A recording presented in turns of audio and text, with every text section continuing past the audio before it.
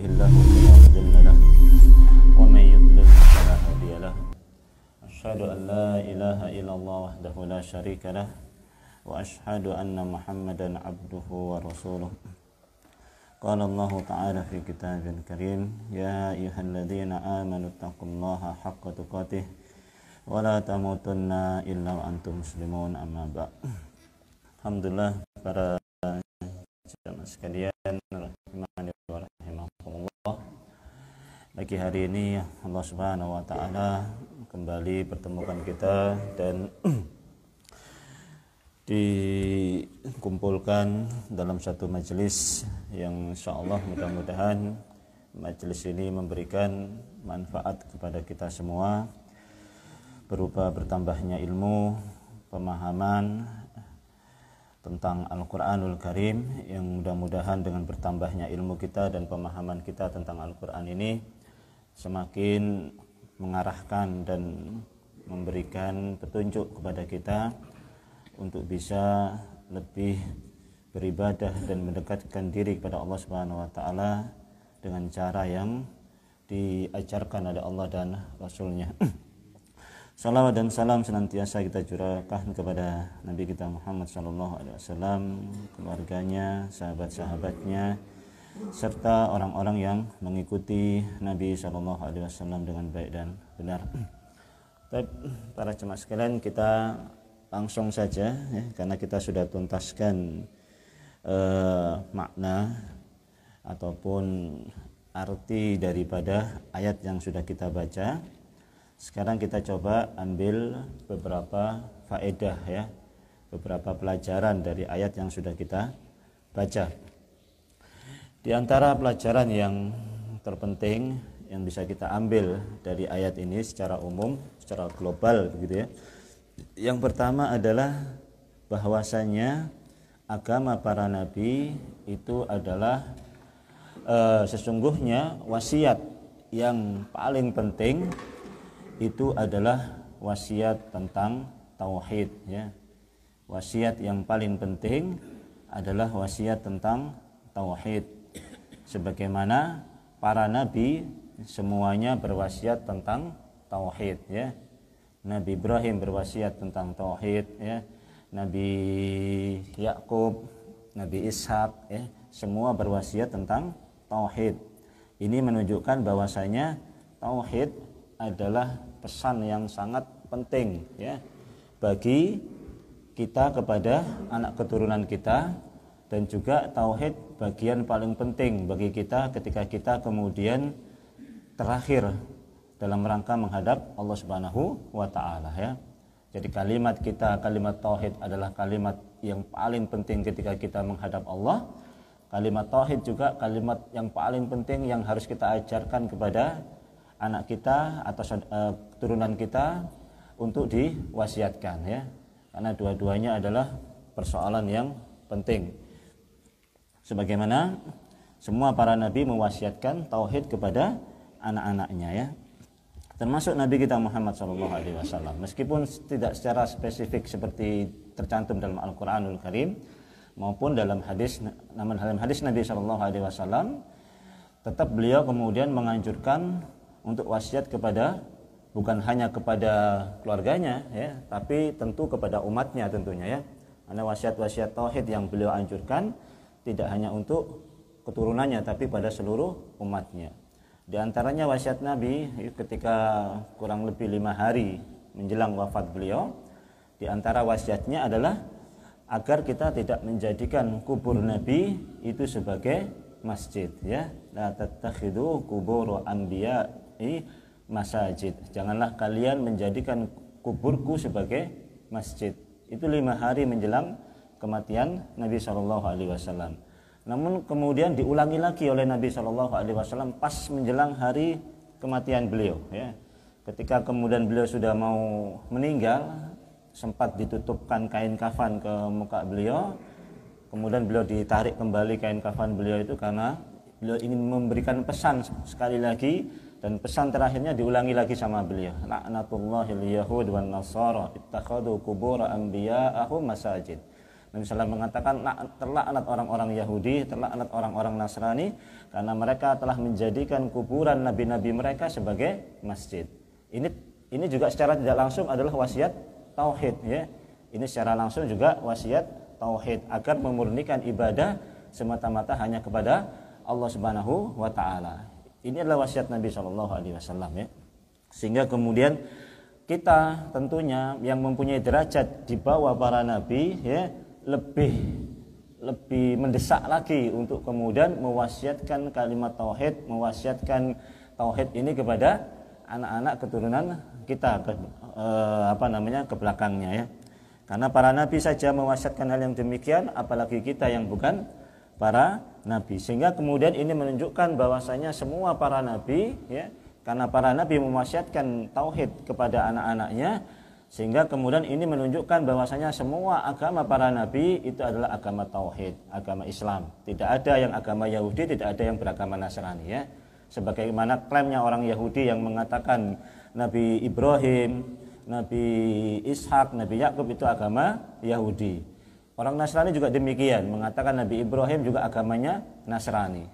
Memang demikian yang mereka klaim. Itu menunjukkan memang Nabi Ibrahim ini nabi yang dihormati di kedua agama tersebut ya. Orang Yahudi mengakui Nabi Ibrahim, orang Nasrani pun mengakui Nabi Ibrahim ya. Sampai-sampai orang Yahudi mengklaim Ibrahim itu mempunyai agama Yahudi, sampai-sampai orang Nasrani pun mengklaim Nabi Ibrahim itu agamanya Nasrani. Saking diterimanya Nabi Ibrahim ini di antara kedua agama ini, orang Yahudi maupun Nasrani ya. Namun Nabi Ibrahim tetap mengatakan bahwasanya tidak ya. Allah Subhanahu wa taala menegaskan Ibrahim bukan agama Yahudi, Ibrahim bukan agama Nasrani, namun Ibrahim adalah agama yang muslim, hanifah muslimah wa ma kana minal musyrikin ya. Ini adalah menunjukkan agama para nabi adalah agama tauhid ya.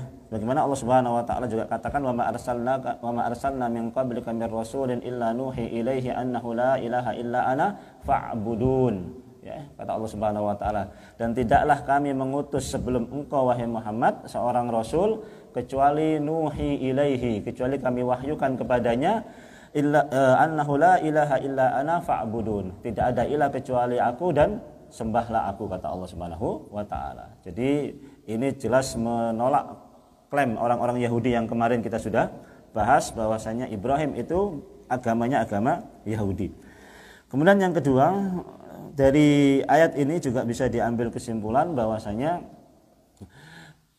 kematian adalah sesuatu yang hak ya, bahwasanya adalah kematian sesuatu yang hak hatal anbiya, sampai para nabi pun semuanya mengalami kematian, tidak terkecuali nabi kita Muhammad sallallahu alaihi wasallam ya. Beliau juga sudah meninggal ya.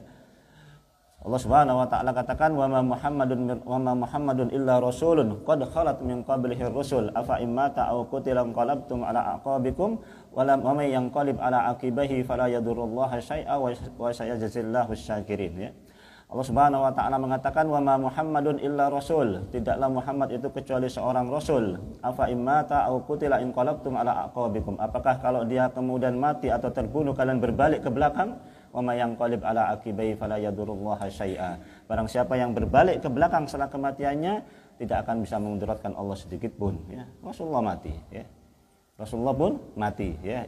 Ini penting sebetulnya, meskipun kelihatannya sederhana ya. Kelihatannya sederhana, iya semua mati, Rasul juga mati ya. Maknanya kalau sudah Rasulullah mati ya sudah selesai gitu loh maksudnya ya.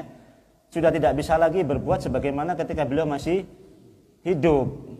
Ini yang perlu digarisbawahi. Seolah kadang-kadang meyakini Rasulullah mati, tapi terkadang masih meyakini Rasulullah masih bisa memberikan ya sesuatu yang melakukan sesuatu yang ketika beliau masih hidup ya, memberikan manfaat, mencegah mudarat dan sebagainya. Padahal ya, kalau yang sudah mati ya sudah mati. Meskipun Nabi SAW di dalam kuburnya tetap masih hidup ya, tidak mati, karena semua para nabi diharamkan dimakan oleh tanah ya.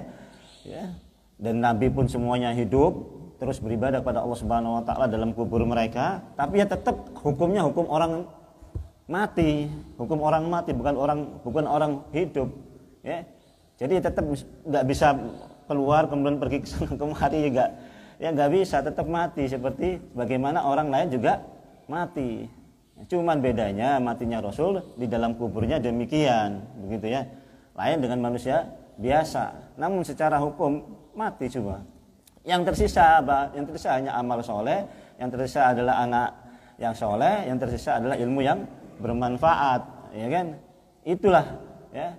Sampai Nabi pun juga demikian, ya kan? Tidak ada yang tersisa kecuali sunnah-sunnah beliau yang kita laksanakan, itu yang bermanfaat, kecuali ilmu beliau yang sudah diajarkan kepada kita, yang kita amalkan, yang kita pelajari, itulah yang kemudian masih bisa memberikan manfaat, ya kan?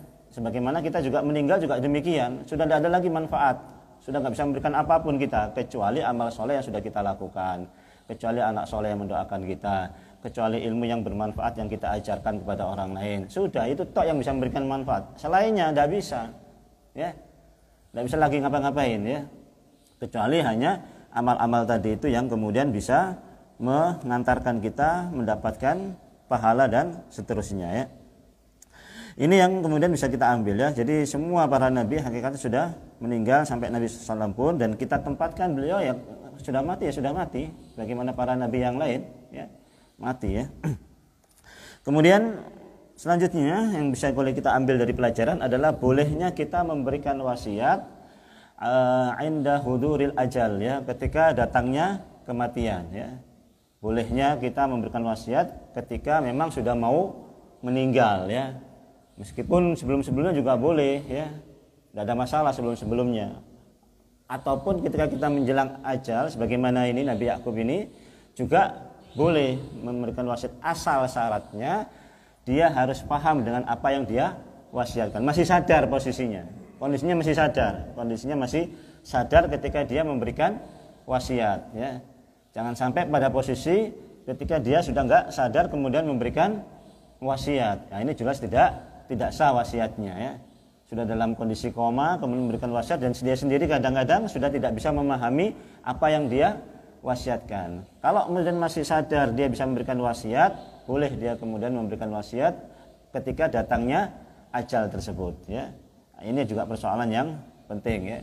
Makanya kadang-kadang belajar ini penting karena kadang-kadang nanti masalah wasiat ini kita menjelang akhir kehidupan kita khawatir memberikan wasiat yang keliru, ya kan? Memberikan wasiat yang salah, anak-anak kita juga anak-anak yang nggak belajar tentang masalah agama, ya kan? Kemudian melaksanakan wasiat kita yang salah. Wah, ini berat, ya. Berat, nanti bisa jadi amal dosa jariah yang terus mengalir, nanti bisa jadi, ya kan, begitu, ya. Bapaknya mau meninggal justru ngasih wasiat yang salah, ya kan? Ngasih wasiat yang keliru sama anaknya tidak paham, dilaksanakan wasiat yang salah dan keliru tadi, yang justru isinya bermaksiat kepada Allah Subhanahu wa taala. Ya, wah, ini berat, ya. Makanya kemudian kita kalau mau belajar supaya kita nanti bisa memberikan wasiat yang benar, ya. Ya, ambil contoh sederhana saja lah, ya, sederhana yang mungkin sering terjadi di tengah kita dan mungkin terjadi di tengah-tengah kita, ya. Ketika kemudian orang tua meninggal, leki mong bapak ada umrah, wis begirata, begirata, ya, Pak. Ya, pokoknya wis peratah deh, ya, pokoknya lah, ya, pokoknya wis peratah lah deh, ya kan, umpama begitu kan. Ini mungkin yang sering terjadi mungkin, ya kan. Wis pokoknya peratah kabeh wis la usah bagi wis pokoknya peratah. Sebenarnya kalau kita belajar kan ini juga sebenarnya keliru juga kan, begitu, ya. Anaknya pun juga tidak wajib melaksanakan wasiat yang keliru juga sebetulnya, kan, begitu. Karena ya mungkin karena kita tidak belajar, kadang ada wasiat orang tua begitu, ya. Nah, terus kalau memang sudah terjadi demikian, ya sudah, kita tinggal rembuk saja kepada anak-anak yang sudah tadi, ya kan, yang sudah warisan, yang sudah sadar, ini maksud saya, ya, anak-anak yang sudah mungkin sudah paham, ya, tinggal dirembuk, ya kan. Tinggal minta keridhaan satu dengan yang lainnya, ya kan, karena memang sudah sesuatu yang sudah terjadi begitu, ya. Ya sudah, bismillah, ya, kalau memang sudah terjadi, ya, sudah kadung kejual sana, sudah kadung ini, macam-macam lah mungkin yang terjadi, ya kan.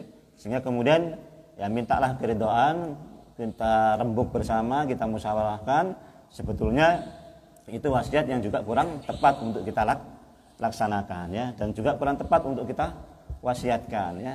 Kalau mungkin kita berwasiat yang lebih menyelamatkan ya tentu mohon nanti Bapak ada umrah bagi sesuai syariat Islam. Mungkin itu lebih menyelamatkan kan begitu ya. Nanti terserah bagaimana urusannya, yang penting wasiat bapaknya, orang tuanya, hartanya disuruh diwasiatkan sesuai dengan syariat Islam. Itu lebih selamat ya. Terkadang di sini kadang-kadang ya, wallahu alam bishawab ya, terkadang di sini yang sering terjadi ya, karena orang tidak memahami dan meremehkan masalah warisan kadang-kadang ya, meremehkan warisan dan sebagainya. Padahal Allah Subhanahu wa taala ketika sebut warisan itu dengan angka-angka yang sudah Allah Subhanahu wa taala sebutkan, itu menunjukkan pentingnya masalah warisan kan begitu. Tidak ada yang disebutkan dengan angka yang spesifik oleh Allah Subhanahu wa taala ya kan, kecuali hukum waris dalam Al-Quran itu lengkap, maksudnya seperenamnya, setengahnya, terus lengkap. Itu menunjukkan bahwasanya syariat waris ini memang betul-betul yang penting, yang harus diperhatikan sebetulnya ya kan. Wa ta'kuluna turatsa aklan lamma ya kan, kamu akan memakan harta waris. Wa ta'kuluna turatsa aklan lamma wa tuhibbunal mala hubban jamma, kamu akan sangat mencintai harta tersebut dengan kecintaan yang luar biasa, maka bagilah sesuai dengan syariat. Ini kadang-kadang begitu ya, kadang-kadang maksudnya saya. Jadi kalau kita belajar, mudah-mudahan ini tidak terjadi pada diri kita selanjutnya, agar kita memberikan wasiat kita tidak menyelisih syariat. Namun bagi anak-anak kita yang sudah paham, tentu tidak wajib melaksanakan wasiat yang tidak sesuai dengan syariat ya. Karena tidak ada ketaatan dalam maksiat kepada Allah Subhanahu wa taala. Kita boleh tidak melaksanakan. Tapi kalau itu wasiat itu memang wasiat yang baik, harus kita laksanakan wasiat daripada orang tua kita ya. Kemudian kadang-kadang diucapkan wasiat ketika menjelang ajal itu karena memang lebih terkesan untuk kemudian lebih dilaksanakan, maksud saya begitu ya. Kadang kita perlu begini, kadang kita perlu sebagaimana Nabi Yakub ini begini, Nabi Yakub ini. Kalau antum perhatikan pada ayat yang sebelumnya ya, Nabi Yakub sudah memberikan wasiat, wa wassa biha Ibrahimu banihi wa Yaqubu ya kan? Ya bani ya innallaha astafa lakumuddin fala tamutunna illa wa antum muslimun. Kan sudah itu memberikan wasiat. Sudah memberikan wasiat. Cuman ketika kemudian ajal sudah mau menjemput, kayaknya mau dipastikan lagi gitu maksudnya ya kan? Dipastikan lagi oleh Nabi Yakub. Ketika ajal sudah mulai datang, ya, kematian sudah mulai dekat, ditanya lagi anaknya, ma ta'buduna min ba'di, apa yang kamu sembah setelahku, ya. Untuk kemudian mempertegas wasiat yang sudah diucapkan oleh Nabi Yakub pada ayat yang sebelumnya, ya. Kenapa? Karena betul-betul khawatir Nabi Yakub ini, betul-betul khawatir ya. Nabi Yakub ini betul-betul khawatirnya kenapa? Khawatir nanti anak keturunannya tidak mentauhidkan Allah Subhanahu wa taala. Sudah wasiat sudah, sejak hidup sudah dibilangin ya kan, selama masih hidup sudah dikasih tahu. Namun ketika maut sudah mau datang, sudah mau meninggal, diulangi lagi wasiatnya, tidak apa-apa. Karena apa? Karena kadang-kadang memberikan wasiat ketika kematian itu lebih berkesan dan lebih mempunyai mempunyai dorongan untuk dilaksanakan oleh ahli warisnya, ya kan begitu ya. Biasanya begitu. Wasiat yang mau meninggal sama wasiat yang sudah lama sebelum meninggal itu lebih berkesan, tertanam dalam kita wasiat orang tua yang mau meninggal kan begitu ya. Sehingga kalau mau meninggal diulangi lagi, ya, wasiatnya ini supaya anak yang menerima ini juga lebih teringat lagi terhadap wasiat yang kemarin-kemarin sudah disampaikan oleh ayahnya kan begitu. Kemudian ini wasiat ya. Kemudian selanjutnya ini dalam masalah waris ya, dalam masalah waris. Tapi kita nggak bahas secara detail ya, karena saya juga tidak terlalu memahami detail tentang masalah waris ini. Yaitu terjadi perselisihan pendapat para ulama tentang firman Allah Subhanahu wa taala, abaika Ibrahim wa Ismail wa Ishak. Bapakmu adalah Ibrahim, Ismail dan Ishak, kan begitu ya.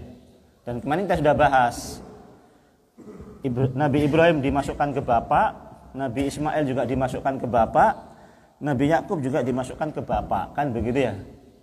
Kalimatnya itu, abai bapak-bapak itu adalah siapa? Ibrahim, kemudian Ismail, kemudian Ishak, ya. Sama Nabi Yakub ini disebut bapak semua oleh Allah Subhanahu wa taala, disebutkan sini bapak semua, ya kan? Ilahaka wa ilaha abaika. Kepada ilahmu wahai Nabi Yakub, dan ilah bapakmu, ilah bapak-bapakmu. Siapa bapak-bapakmu itu? Ibrahim, Ismail, Ishak, kan begitu ya. Jadi kakek itu dimasukkan diposisikan sebagai bapak. Paman juga diposisikan sebagai bapak. Nah, nanti dalam hukum waris jadi perbedaan pendapat para ulama. Kalau nanti kakek itu dimasukkan posisinya seperti bapak, bagaimana hukum warisnya ini? Ya. Sehingga yang terjadi di kalangan para ulama adalah kalau kakek nanti diposisikan sebagai bapak, dia menghalangi saudara dapat warisan, di antaranya begitu. Ya. Ini adalah pendapatnya Abu Bakar As-Siddiq, pendapatnya Aisyah radhiyallahu taala anha, pendapatnya Hasan Al-Basri, ya, pendapatnya di antaranya Hasan Al-Basri, kemudian Abu Bakar As-Siddiq, kemudian Aisyah radhiyallahu taala anha. Sehingga kemudian dia menghijabi saudara-saudara orang yang meninggal tadi. Karena apa? Karena posisinya kakek sama dengan posisi bapak. Ya. Jadi kalau umpama yang dapat warisan, yang meninggal ini ayah, ada saudara, ada anak perempuan, kemudian ada kakek, ya kan, dan sebagainya, maka kemudian saudara-saudaranya ini terhalang untuk mendapatkan warisan karena masih ada kakek, karena kakek menempati posisi bapak. Karena ayatnya bilang begitu, ya kan, karena kakek posisi sama dengan bapak. Ini pendapat yang pertama, ya. Pendapat yang kedua tidak, tetap sama, ya, mereka berbagi waris, ya. Kakek dapat, anak saudara-saudara, saudara-saudara yang meninggal juga dapat. Ini pendapat daripada Umar bin Khattab, Utsman bin Affan, Ali bin Abi Thalib, ya. Kemudian Imam Malik, kemudian Imam Syafi'i dan sebagian besar para ulama. Dan mana yang paling kuat? Yang paling kuat berbagi waris, ya. Yang paling kuat berbagi waris, ya. Lebih detailnya itu ada dalam bab tentang masalah waris, ya. Cuman dari ayat ini diambil perbedaan hukum demikian, ya. Diambil perbedaan hukum demikian. Kemudian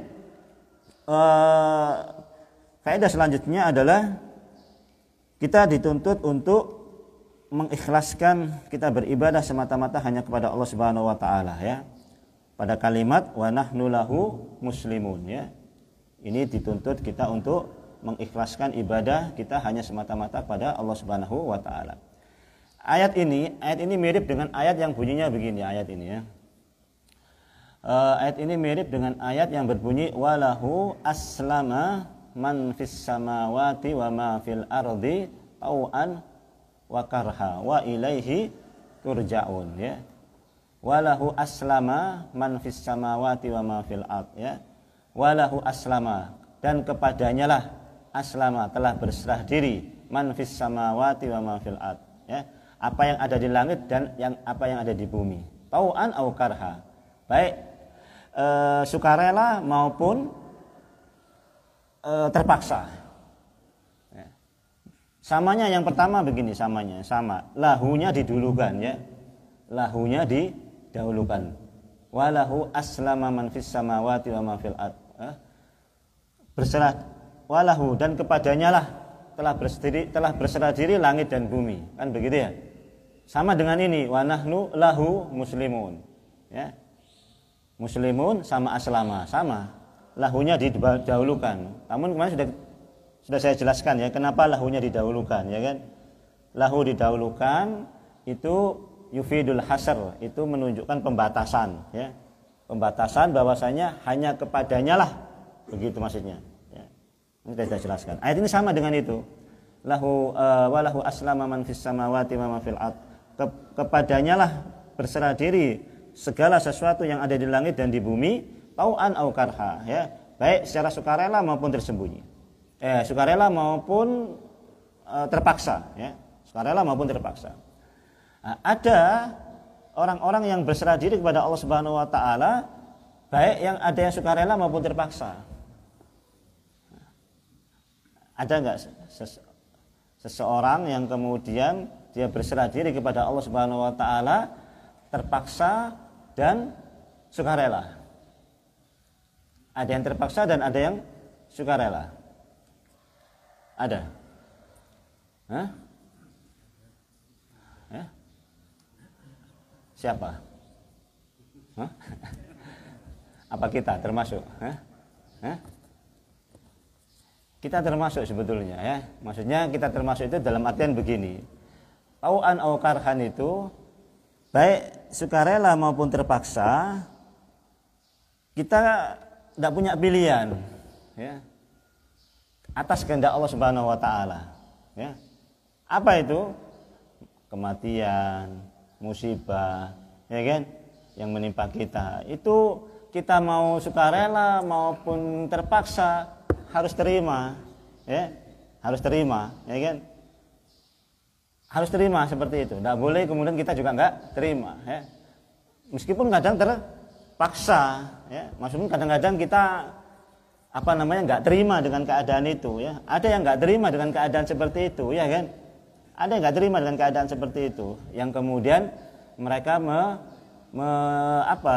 menentang lah, mengatakan Allah tidak adil lah, mengatakan Allah tidak ini macam-macam lah ya. Itu kita harus juga aslama di situ. Maksudnya apa? Dalam hal itu kita rela atau tidak rela ya harus aslama, harus terima begitu. Ya. Nah, kemudian dalam kondisi yang lain mengenai syariat Allah Subhanahu wa taala, syariat itu kemudian kita ini rela nggak rela, bisa nggak bisa ya, rela belum mampu atau tidak belum mampu, kita terima dan kita aslam terhadap syariat Allah Subhanahu wa taala. Jadi terhadap kehendak Allah kita semua harus berserah diri. Kehendak Allah yang bersifat kauni, yaitu musibah dan sebagainya tadi itu, karena sudah menjadi ketentuan Allah Subhanahu wa taala, kita terima. Iradah syar'i berupa perintah dan larangan ya kita aslama. Maksudnya begitu ya. Aslama tau'an wa karhan, itu berserah diri kepada kehendak Allah yang kauni, berserah diri pada kehendak Allah yang syar'i. Ya. Terpaksa mengikuti dengan aslama, maksudnya ya, dengan aslama mengikuti baik yang kauni maupun yang syar'i. Yang kauni itu yang tadi itu ya, berupa musibah, wala nabluwannakum bisyai'in minal khaufi wal ju'i wa naqsin minal amwal wal anfusi was samar, kan begitu ayatnya kan. Itu sebagai kehendak kauni, semua pasti orang mengalami hal demikian, kan begitu ya. Itu kita harus tunduk dan patuh, berserah diri. Kemudian ada kehendak Allah yang syariah, yang berupa larangan dan perintah. Itu pun kita juga harus aslama, harus berserah diri. Karena kita sebagai seorang hamba, ya kan? Hamba dalam pengertian kita melaksanakan perintah Allah Subhanahu wa taala, harus kemudian berserah diri terhadap perintah dan larangan, ya. Semua ini hamba ya, semua ini hamba ya. Orang Yahudi, orang Nasrani, ya, itu hamba bukan? Hah? Hamba, ya kan? Dalam artian memang dia harus tunduk patuh kepada Allah Subhanahu wa taala, atas ketentuan Allah Subhanahu wa taala. Karena mereka juga nggak bisa menolak atas ketentuan Allah, ya kan? Cuman mereka ini nggak tunduk dan patuh kepada ketentuan Allah yang bersifat syariah terhadap perintah dan larangan Allah Subhanahu wa taala. Nah, kita sebagai seorang muslimun itu adalah tunduk patuh terhadap perintah, terhadap ketentuan Allah yang bersifat kauni maupun yang bersifat syar'i. Ya, berserah diri. Kauni itu apa? Ya kauni yang tadi itu, wala nabluwannakum bisyai'in minal khaufi wal ju' wa naqsin minal amwal wal anfus was samarat, ya kan begitu ya. Itu sudah kehendak Allah yang bersifat kauni. Itu menimpa siapa saja itu maksudnya. Menimpa orang muslim iya, menimpa orang kafir iya, menimpa orang baik iya, menimpa orang jahat iya, menimpa orang soleh juga iya, menimpa orang enggak soleh juga iya. Itu menimpa siapapun sudah. Ya. Itu namanya kehendak yang sifatnya kauni. Ya, ada yang bersifat kehendak syar'i, perintah dan larangan. Dan ini yang aslama itu adalah orang-orang yang betul-betul muslim, ya. Yang betul-betul menjadi ibadah, yang betul-betul menjadi hambanya Allah Subhanahu wa taala. Inilah yang kemudian tunduk terhadap perintah, ketentuan Allah yang bersifat syar'i, ya. Wallahu a'lam bishawab. Inilah beberapa faedah yang bisa kita ambil dari ayat yang sudah kita baca lah, kurang lebih demikian ya. Baik, sekarang kita lanjutkan ayat yang selanjutnya ya. Kita lanjut pada ayat selanjutnya, menuntaskan lembaran ini ya. Lembaran ini kurang satu baris, kurang satu muka ya. Baru kemudian habis juz pertama ya. A'udzubillahi minasyaitonirrajim. Bismillahirrahmanirrahim. Tilka ummatun qad khalat laha ma kasabat wa lakum ma kasabtum wa la tus'aluna amma kanu ya'malun ya. Coba Pak mungkin diterjemahkan Pak Mungkin.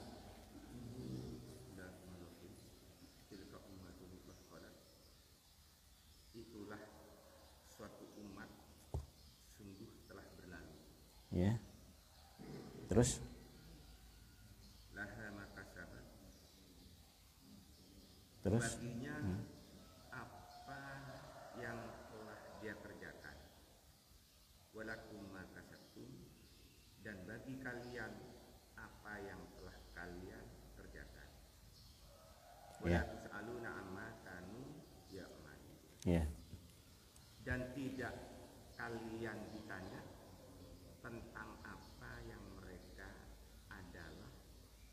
kerjakan. Iya. Jadi tilka ya, itu nanti merujuk kepada yang telah disebutkan di atasnya ya. Itu isyarah yang menunjukkan kepada yang di atasnya. Siapa itu? Ibrahim wa Ismail wa Ishaq ya. Tilka itu menunjuk kepada ayat yang sebelumnya ya, yaitu siapa? Ibrahim, Ismail dan Ishak. Mereka itulah ya ummatun ya, satu umat ya. Satu umat ya. Memang umat ini bisa bermacam-macam ya. Umat ini bisa bermakna dia satu taifah bisa, ya, satu kelompok. Umat ini bisa bermakna pemimpin juga bisa ya. Umat juga bisa bermakna umat secara umum ya. Juga bisa bermakna satu orang juga bisa umat itu. Tergantung nanti konteks kalimatnya lah ya, tergantung konteks kalimatnya. Kalau umat di sini ini merujuk kepada Ibrahim, Ismail, Ishak ya. Jadi ini tetap urusannya dengan orang-orang Yahudi. Tilka ummatun ya. Mereka itu umat yang sudah lewat sudah ya. Ibrahim, Ishak, Yakub itu sudah lewat. Qad khalat sudah lewat sudah. Laha ma kasabat. Bagi mereka yang telah mereka usahakan ya. Bagi mereka apa yang telah mereka usahakan. Walakum ma kasabtum. Dan bagi kalian apa yang kalian usahakan. Ya. Walakum ma kasabtum. Lakum ini kembali pada orang-orang Yahudi ya. Ya, lakum ini kembali pada orang-orang Yahudi. Ini konteksnya masih bicara tentang orang Yahudi ini ya, masih bicara klaimnya orang Yahudi.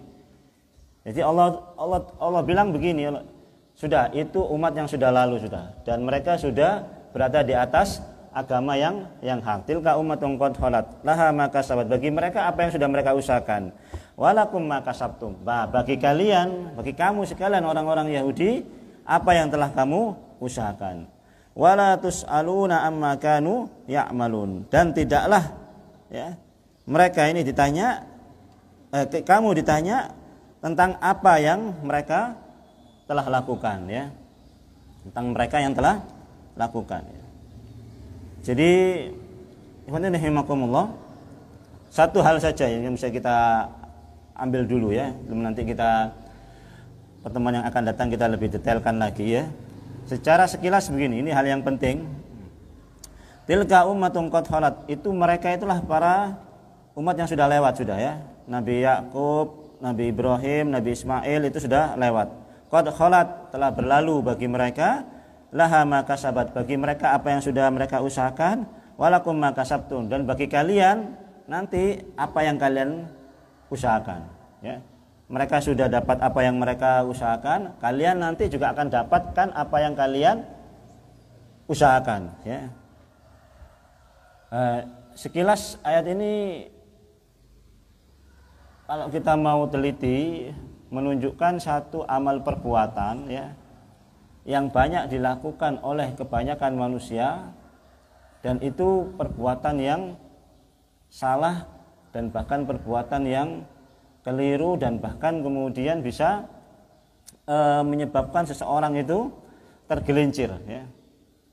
Ayat ini ya, kalau nanti kita coba diteliti, ayat ini menunjukkan satu amal perbuatan yang sudah banyak dilakukan oleh sebagian kita ya, kaum muslimin, yang bisa menyebabkan kita tergelincir nantinya, ya, dari ayat ini.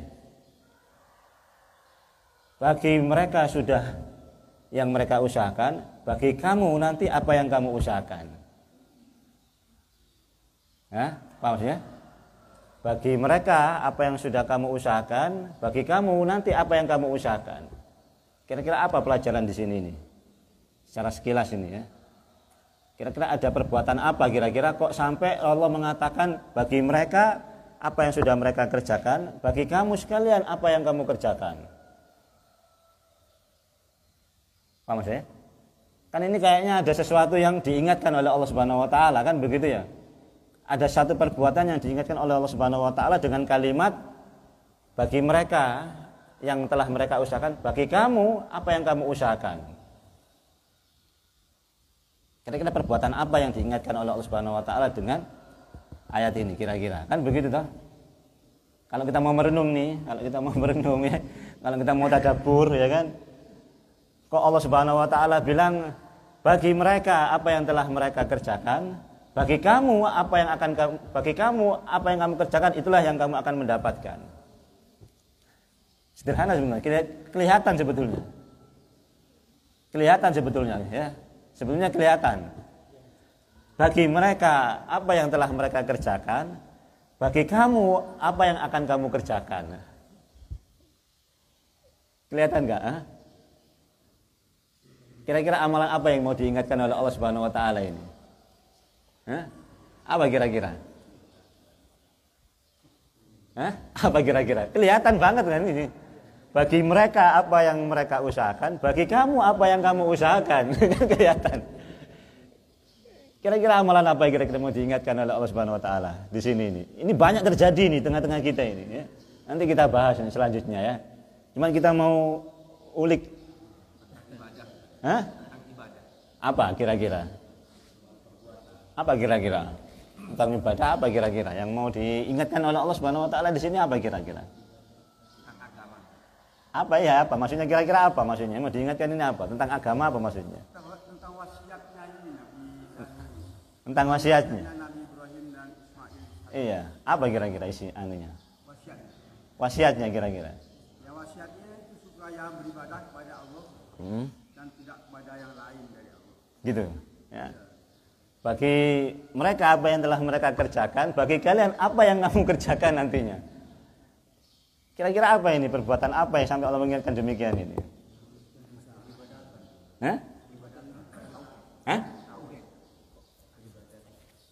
Iya, tauhid. Masalah salat. Apa? Di mananya kira-kira wasiatnya? Coba perhatikan begini ya. Bagi mereka apa yang telah mereka kerjakan, ya. Bagi kalian nanti kalian itulah yang akan kalian terima dari apa yang kalian kerjakan. Secara tidak langsung ini begini, secara tidak langsung kalian perhatikan ya. Jangan ngandalkan amal nenek moyang kita, ngerti gak? Ngerti gak? Kan begitu kan? Kebanyakan orang masih ngandalkan apa yang menjadi keturunannya ke atas gitu loh. Beda anak Habib ya kan. Tenang boy ya kan. Turunan Nabi kan gitu kan. Masih ada begitu enggak? Masih ada enggak membanggakan bahwasanya tenang ya. Habib keturunan Nabi kan begitu ya. Seolah-olah kalau kita ini sudah menjadi keturunan Habib, keturunan Nabi, aman seolah-olah. Ngerti enggak? Padahal laha maka sabat walakum maka sabtum. Mereka yang mereka kerjakan yang dapat ini, kamu tergantung kamu sendiri, bukan tergantung daripada nenek moyangnya, gitu maksudnya. Sesuai dengan apa yang kamu kerjakan. Paham kan ya? Kan kira-kira kan di situ makna anunya ini kira-kira sekilas. Ini banyak terjadi. Banyak terjadi di tengah-tengah kita, membanggakan apa? Membanggakan nasabnya. Padahal nasab tidak ada kaitannya dengan amal ini. Bagi mereka apa yang mereka kerjakan, bagi kalian apa yang kalian kerjakan, kan gitu. Kalau mereka baik, kalian buruk, ya mereka dapat baik, kamu dapat buruk. Ngerti gak? Bukan mereka dapat baik, kamu dapat baik hanya karena kamu ini keturunan mereka. Allah ingatkan juga begitu sama orang Yahudi ini. Meskipun kamu ini keturunannya Bani Israel, Nabi Yakub kan ya? Nabi Yakub naik, Nabi Ishak naik, Nabi Ibrahim, laha ma kasabat. Bagi mereka apa yang sudah mereka usahakan, walakum ma kasabtum. Nah, kamu akan mendapatkan apa yang kamu usahakan sendiri. Kamu nentang, ya tetap kamu yang dapat ini, mereka enggak dapat. Ya kan? Makanya kemudian pada ayat selanjutnya apa? Wala tus'alu amma kanu ya'malun. Kamu enggak akan ditanya tentang apa yang mereka sudah perbuat. Ya.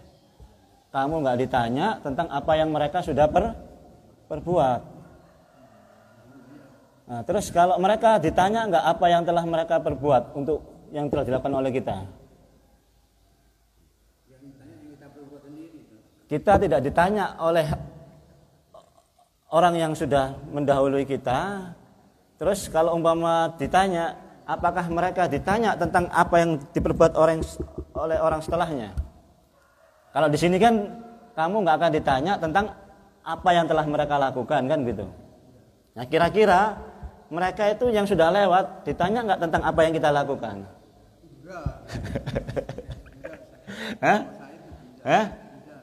Nggak ditanya ya. Ayat ini bilang kamu nggak akan ditanya oleh apa yang dilakukan oleh orang yang setelahnya. Pertanyaannya, orang yang setelahnya itu ditanya nggak apa yang kita lakukan sekarang ini? Nggak ditanya? Masa nggak ditanya? Nggak ditanya? Kan tidak mempelajari kepada kaum yang melanggar. Gimana kira-kira itu?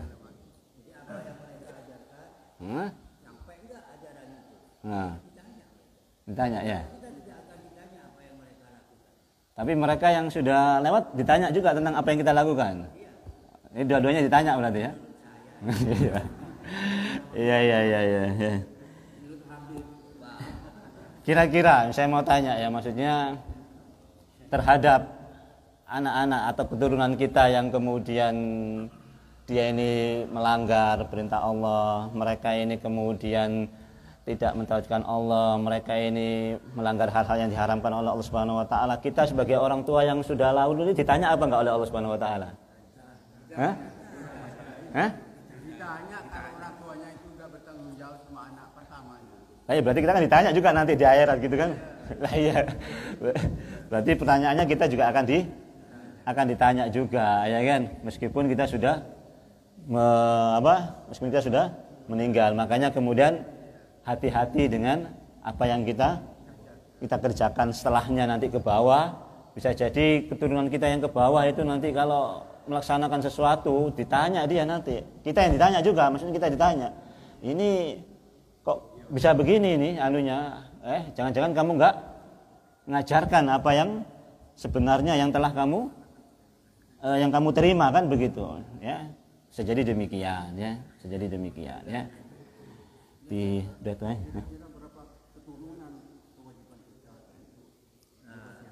Oh iya. Jadi berapa keturunan kita akan ditanya oleh. Jadi wallahu a'lam bishawab ya, berapa keturunan. Yang jelas amal baik kita pun juga bisa sampai sekian keturunan lah ya. Akan bermanfaat sekian keturunan.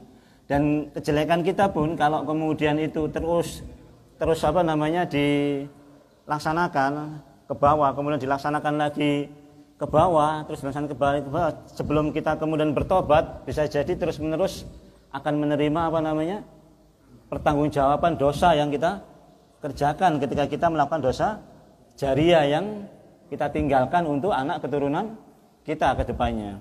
Ya. Umpama kita wasiat dengan sesuatu yang maksiat, yang haram umpamanya, terus dilaksanakan oleh anak, cucu, terus ke bawah, wah kena semua.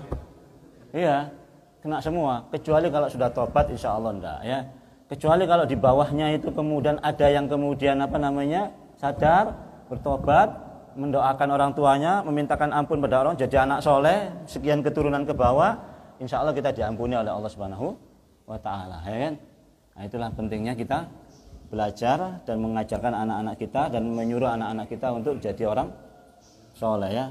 Insyaallah kita bahas lebih detailnya pada pertemuan yang akan datang ya. Wallahu taala alam. Aqulu qouli hadza astaghfirullaha li kulli dzam fastaghfiruhu innahu huwal ghafurur rahim.